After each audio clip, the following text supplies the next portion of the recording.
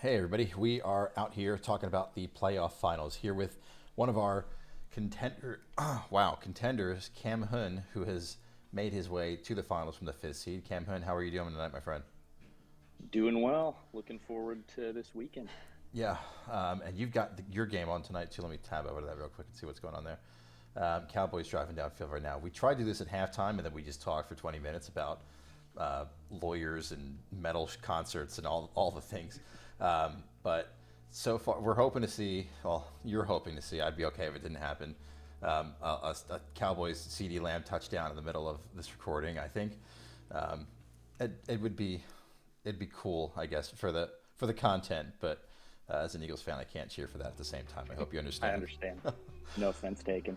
So we're just going to ask a couple different questions to you, see where your head's at, to kind of look at both the rosters, then kind of wrap up. This isn't going to be too long, but let's just kind of start with a question right away, and it's one that's kind of stuck with me for a long time. I think I even asked you about this kind of off recording like earlier this year, like 2 3 months ago. You have said many times that you were like happy just being in the top half, right? Like you were just saying, I just want to be in the top half. I'm kind of happy there. Like that's where I want to be. Well, you're competing now for the title to win it all. So clearly in the top half, but clearly a lot further than you were even saying you're hoping for it. How does that kind of feel? Is that shocking to you? Are you happy you're here? Are you surprised? Like, what are the emotions that you've got going on right now? Yeah, I'm definitely happy to be here. I think at the start of the season, if you told me I'd be in the championship, like I'd take that. I'd take the loss in the championship. No problem with it. I think I finally ran into the person I've definitely wanted to avoid in the playoffs. I think Right. K-Migs was another I would have liked to avoid in the playoffs. But I think I got the most favorable route to the finals I could have asked for. And I think that's part of kind of my thinking of why you want to just be in the top half. So many times you see like the sixth seed go on to win the championship in a league.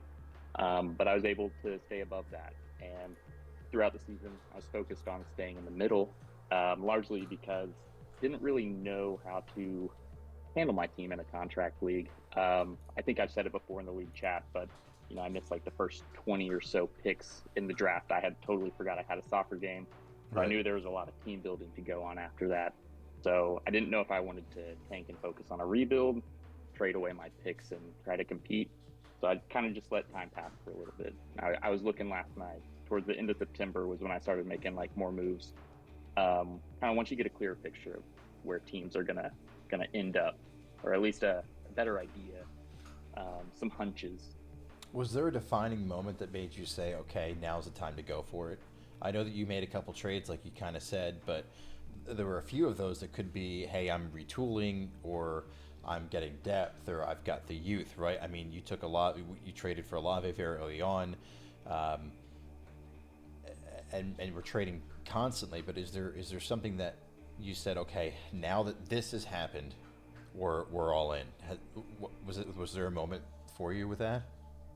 Yeah, funnily enough, it was right after I traded away Saquon Barkley. Um, Huh. I thought I was kind of trading him to K Migs, and he was going to become pretty much a juggernaut, which I think he did for the large part of the season. But I was looking at my team, and I'm like, this is a solid core. But I got these three first round picks burning a hole in my pocket, one of them being yours. And I remember I initially started trade talks with you to try to get Brees Hall and Joe Burrow. Right. Obviously, you kept Brees Hall, but those three picks, those three first round picks I had that, of course, I no longer have. Um, I mean, those that capital really kind of gave me freedom to make one or two big moves, which I think I did. And I mean, Burrow, I didn't expect it to go this well for sure. Right. But I mean, he's carried me thick and thin this season. Yeah, QB number four overall, fantasy football player number four overall. Like he's just having an incredible year. Do you remember what you did with your other first round pick? So I know you sent two with Lance. Do you remember where your Yeah. third one went by any So chance? I forget, but I know before the season, and I actually think this is my biggest trade win of the season. I traded it for Devonte Adams. I Yeah. traded my first round pick to Codes for Devonte Adams and a second. So essentially, like kind of trade down like 12 picks. I think I included like Gabe Davis in there, which Right. good player, but man, what a headache. Right. Yeah, and I think that is the steal of the season. Devontae Adams, number 4 on the year, and the first and second round swaps is not too much of a downgrade if you're getting a player like Devontae Adams for Gabe Davis. I mean, it's an absolute steal. So yeah, it's kind of interesting that as you trade away Saquon, who was the RB1 at the time, that's when you said, "Hey, time to go for it." Yep. So let's keep touching on those trades. I went through your roster, and this was fun to do. 10 of the 30 players on your roster are players that you drafted. I didn't do Yep. the other 11 teams, but I'm sure that's got to be one of the highest, or excuse me, one of the lowest percentages. I'm sure I'm up there with you, but it's super low. And then out of last week, 4 of your 10 starters were players that you drafted. The other 6 were players that you either picked up off the waiver wire or traded for in some capacity. We touched on the team building aspect of that all the time, but is this a normal thing for you? Are you this heavy of a trader, or did you just really need to make this team your own?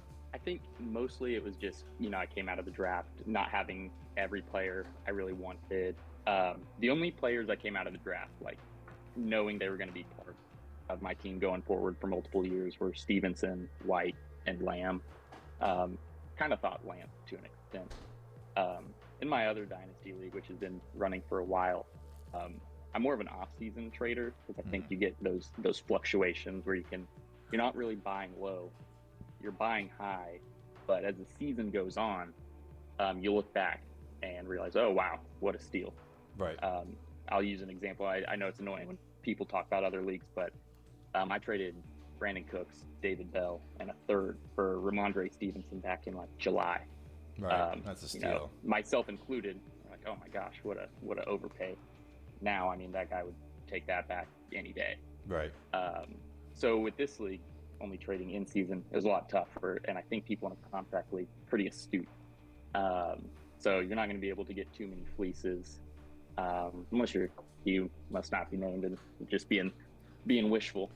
But yeah, I definitely like trading. I mean, I don't have my sleeper notifications turned on, but before the trade deadline closed, anytime I'd open the app. I mean, DM from someone offering something, just probably bored at work, trying to pass Find the time. something. Yeah. Always a good time. When you look at the contract league aspect of it, so I'll rewind a little further. Division of Death has stood up to its name, I think, and I don't think anybody could argue that. We said that very early on in the season. It became coined, I think, that phrase before the season even began almost, and here we are with both of you in the final from the Division of Death, and K-Migs coming in 5th there. When you look at that division, though, a lot of people spending all their money going all in, and you look at next year, you've got some flexibility. So Brownout K-Migs was able to move some pieces around, but has $110 next year with only 14 players on the roster. Kungsu Pandas has $145 with 11 players on their roster. Flynn has $332, but he's got 10 players on his roster. He's got plenty of room. You've got 11 players on your roster, so same as the Pandas do, but $255. So a little bit more than $100 than your next closest opponent that's really a competitor. Is that a big advantage, you think, heading into the next season?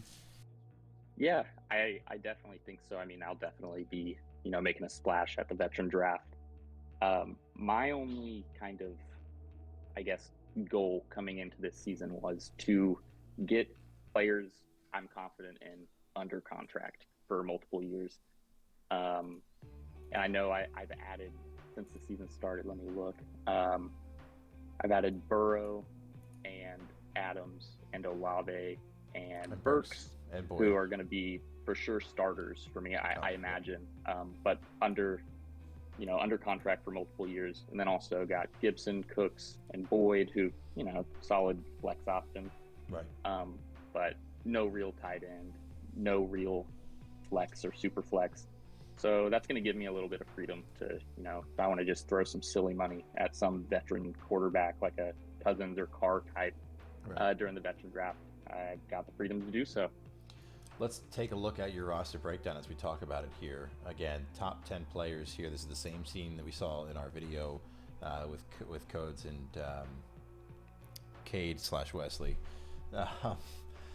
top 10 players here starting on your team currently: Ramondre Stevenson, Rashawn White, Brock Purdy, CeeDee Lamb, Devontae Adams, Devonta Smith, Greg Dulcich. Oh my God, I wish you had Amon-Ra St. Brown.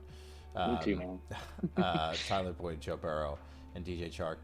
Really solid options here. When we were looking at your roster, we talked about how good your wide receiver core is, and I even kind of had the epiphany yesterday in the middle of the recording to something that you echoed today, is you felt like your wide receivers were getting a lot of hate, and you're happy to see them get some credit here because they are that good. When I think we've highlighted, again, what Dan Flashes has going on, we highlighted what Watson's Masseuse is going on. Did that leave a little bit of a chip on your shoulder that your team wasn't being talked about in the same conversation? Not so much a chip, because to be fair, I think Devontae Smith's addition to the team is what really kind of rounded out the core of my receiver group, like those top three all within the top 10 right now. But it's really next year where I think this receiver group is going to be really good, with Lamb and Adams and Olave and Burks. And spoiler alert, I'm going to re-sign Devontae Smith. So no one get your hopes up. Don't get too excited. But I think those five, I mean, those are the receivers. Those are the flexes. I mean, that's what we're rolling with. And I mean, I might just, turn a blind eye to the receiver position for a while, barring any injuries, because I think those guys pretty trustworthy. And the way at least how I'm approaching this final, I've got my core, but I need those ceiling players to really, give me a chance of just putting this game to bed. And I think guys like DJ Chark, I really like having those options on the bench, because, one catch for him could result in 15 fantasy points. Right. Do you have any nerves when we lined your roster up yesterday against the Kungsu Pandas, and we'll pull them up on the screen too here. As we looked at it, I mean, both rosters are stacked, but I think there's a good floor for the flex here for Kungsu Pandas with Mike Williams, Alvin Kamara. There's good options there in the flex, whereas when we look at your flex, it's super feast or famine with Chark and with Boyd. We could see Olave swing up and take over one of those spots if Olave's playing. Obviously, Dameon Pierce is usually probably going to take one of those spots too, but he's been out. Does that worry you at all, or is it not even a worry to an extent? So nerves doesn't come from looking at Unicorn Bolt's team. However, the nerves come from looking at the bylaws and the prize payout and the huge gap between first and second. So there's some pretty high stakes here. Yeah. Looking at his team, I think it's a little more even than you would think, but he definitely has like the name recognition factor. I mean, seeing like Alvin Kamara in flex, I mean, that's coming into the season, that's pretty intimidating. But right now, I'm not so too scared of Alvin Kamara. Right. But at the same time, I mean, he's one of 10 players in the league capable of putting up 40 any given Sunday. I think there's certain advantages that play for me in this game, and I think whether or not Lamar Jackson plays, I'm not saying that will decide it, but in hindsight, we might look back and say, all right, that was why the fullbacks won. I think Mark Andrews, in theory, huge advantage for him. But right. If Huntley's playing, I might actually have the better tight end, and I just have to hope that swings in my favor. But if it doesn't, then so be it. That's how it could be. It's how the cookie crumbles sometimes. Yeah.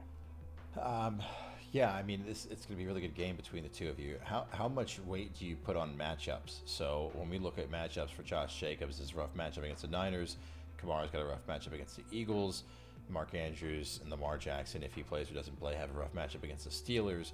Like, do you put any weight in that at all when you're looking at your opponents, or is that something you're only kind of evaluating when you're looking at your own roster? So I normally ignore matchups except for one team this year, and that's when it's an outside receiver playing against the Jets. Thank you, Zoink Scoop, for starting Zay Jones last week. I was really happy when I looked at 8:21 p.m. on Thursday and still saw Zay Jones in that starting lineup. Normally, I just ignore matchups. I care a lot more about game script. So, Josh Jacobs, for example, yeah, the Niners are really tough, but game script's kind of irrelevant there, because even if, they could be down 30 points, they're going to be handing the rock to Josh Jacobs. They're not going to let Jarrett Stidham Right. air it out 35 times in the game. On that note, I'm pretty unhappy about starting Devontae Adams this week. Can't lie, I'd consider starting Olave over him. Um, but that's just kind of one of those overthinking it moves. But at the same time, I mean, it's Jared Stidham. He's not doing anything this week. Yeah. Um, I feel like at a minimum, hopefully he just throws a couple balls to Devontae, and you can get a couple catches in there, and you'll be fine. Yep. I Um, mean, if Devontae puts up 10, I'll honestly be pretty happy. do you put any weight in how these last matchups have gone? I mean, when you think about it, you know, in reality, it does nothing, right? Like the fact that you've lost to the Kung Fu Pandas twice this season has no impact on anything whatsoever. But it kind of maybe does, right? You're 0-2 against them. Um, they beat you as they made it to the finals, or excuse me, as they made it to the number 2 seed. They beat you earlier on the season. But you said you've got the 7-3 record against them if you look at the last 10 games, but they've still had your number this season. Mm-hmm. Again, this isn't an actual NFL game where it really matters so much, but is that something that you have in the back of your head that you're worried about? Oh, totally. He's got my number for sure. Um, I guess I'm the hotter team as far as being in form goes. I'd argue I'm probably like the hottest team in the league right now, but it comes down to 1 week, so I can't judge it based on any sort of trends, especially with my trends being based on Devontae Adams hitting 30, 40 points a week. Right. He's not hitting 20 over the past few weeks. But other players have picked it up, and I expect guys like Stevenson's not going to drop another 2-point game. But I've definitely had some unexpected players I've ended up relying on. For example, like Chark and Devontae Smith, even. Right. They've just had these massive ceilings I didn't expect. And they've happened to hit at the same time. And all I can hope for is that they continue to do that. If one of them hits their ceiling, all right, okay. But I don't think that's enough. I need like 3 or 4 of them to hit their ceiling, especially at the receiver position. You already kind of hinted, this is a random question, not have to do with the playoffs so much, but you already hinted that you're going to re-sign Devonta Smith, which I think is, the right idea. Have you given any thought to Ramondre Stevenson if he ends up being a holdout? It looks like he will be a holdout, which means that he would need to match the average salary of the top 10 running backs, the position, so his salary would jump from the $7 or $8 that it is now, if I'm not mistaken, something ridiculously low. It's $7 now. It would jump up to around the 60s probably. I'll know for sure after we look at everything next week. But is he someone you think that you re-sign or and extend his contract for however long you'd like, or do you think that he might become a free agent or on the trade block at the end of the year here? Yeah, I was thinking about it, and it's a win-win situation for me. He either has a great week, helps me maybe win the championship, or at worst makes it close, or drops another stinker, maybe finishes as RB11, can't complain. Then I get to keep him for cheap next year. Either way, I probably plan on re-signing him, or I'll listen to some offers from the league, ship him off elsewhere, and use a re-signing on someone else and free up that cap room. But I actually think the Pats running back stigma, I get it, stay away, but I bought into Ramondre in every league I'm in this season. Belichick never really gushes about skill position players like he has with Stevenson. Yep. And I think that was just kind of a little quirk I picked up on. A lot of people picked up on. But I feel pretty good about him going into next year. And I like keeping my running backs on probably shorter contracts. So 1 or 2 years won't hurt a thing. Right. Yeah, absolutely. That is going to do it for us.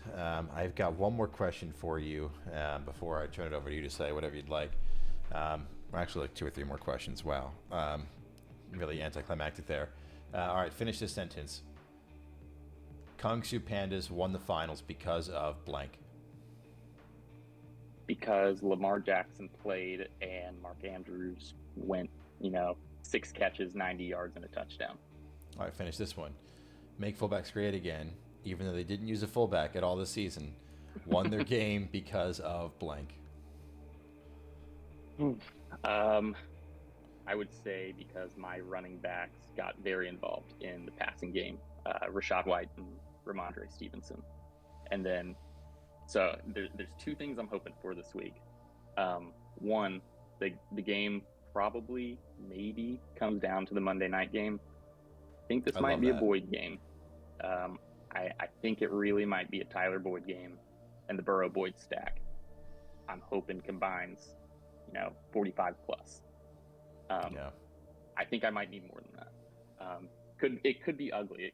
It could very well be like a 170 to 90 game heading into Monday night. Wouldn't surprise me. But hey, if that's a That's how little it bit of works. money in my pocket, I'll take it. I would love to see. I did start this week though. I don't know if anyone saw it, but I let my team captain Kyle Juszczyk be the lone man on my roster. So for about 24 hours, I was planning to start a fullback. Planning. Yeah. I did not see But it, he but I was in appreciate a it. starting roster spot for a little bit. We made him great for about 24 hours. Just enough to taste it. Yeah, he went out for the coin toss. The coin toss. Crap, I forget what I was going to say now. Oh man, it's gone out the window. My memory's terrible, so it's gone. Whatever it was is completely out of here. Um, last thing I have before I give you any final thoughts. How fitting for you is it that it's two people from the Division of Death in the finals? How much?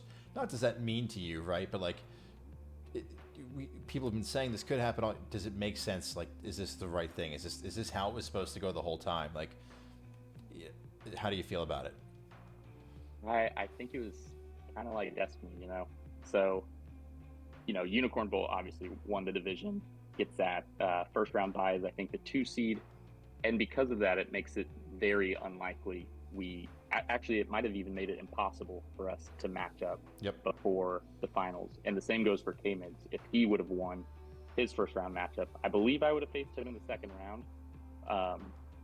So whatever. But anyways, There was always a by beating pathway up, for somebody to get yeah, there, or two people to get there.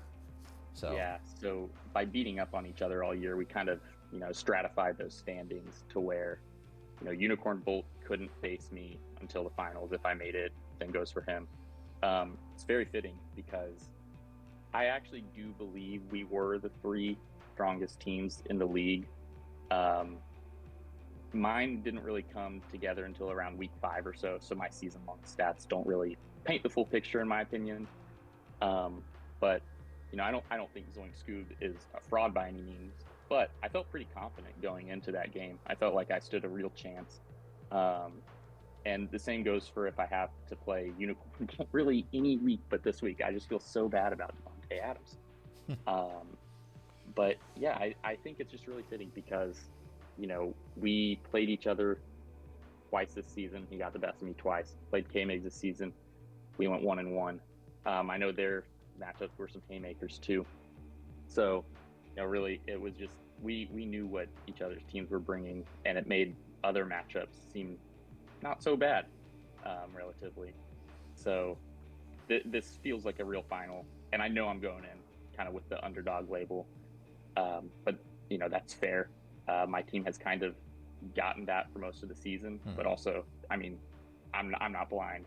Unicorn Bolt's team on paper should handle mine, but any given Sunday, and that's the way fantasy playoffs go. yeah, and you put up the most points out of any team last week. The week before that, you were in the top 3 of all 12 teams that were still playing. So I mean, definitely still the chance does exist that it is still a pretty good percentage that you have this one.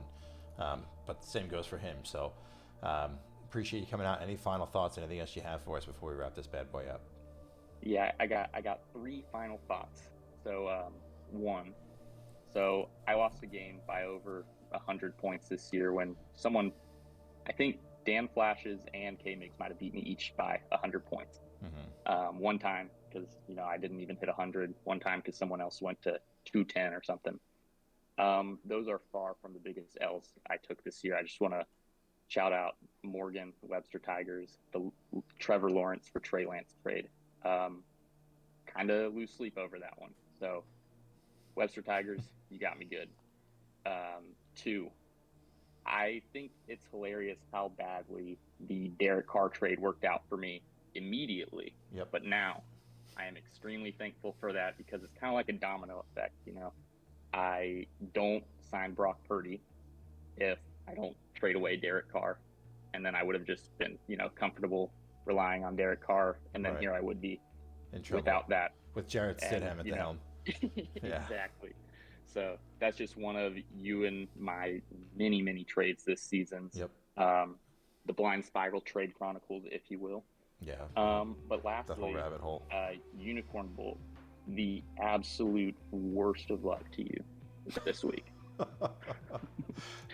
Well, But may the best man win. may the best man win, but not you. Preferably me. Preferably you, and then it's all fun and games afterwards. Yeah, and again, you guys go against each other again in that division next year, and then for one more year after that, because everything will switch up in 2024 for that, after 2024, so this is 2022. So yeah, after the 2024 season, things will switch up. So you guys have to go against each other for all of next year. There's a chance that things can happen with realignment if a team makes the playoffs with a bad record, like a negative record. But I think the chances of that happening are insanely slim. So I think you guys are stuck with each other for 2 more years. So, all right. Well, I can't go 0-3 in this, and then enter next season going 0-4. So yeah, well, this is the week to change it. This is the week to change it, and I think that the Brownout Kungsu Pandas was the rivalry that everybody was advertising. But I really think the rivalry now is going to be fullbacks great again and Kungsu Pandas, especially if this game goes where it's an upset of some sort win for you, or if he swept you 3-0. It's Yeah. People are going to be pissed. If you go 0-3, your team's pissed. It's like we lost 3 times to these guys. They're like the older brother that keeps beating up on you. But if you're able to take it away from him after going, after he beat you 2-0, he might be like, oh, we don't have to worry about them. And then you beat him here this week, and the whole game shifts, and now they are a rival of yours for forever. So we'll see how it goes. Ooh, fingers crossed. Yeah. All right, well, that's going to do it for us. We appreciate you guys coming out and watching the video. One coming out with Unicorn Bolt. We're probably going to record it tomorrow. So keep an eye out for that as it comes out soon, and then we'll go from there. But until then, Camhun, I will see you in a few days, actually. But good luck in your game over the weekend, and we'll talk soon.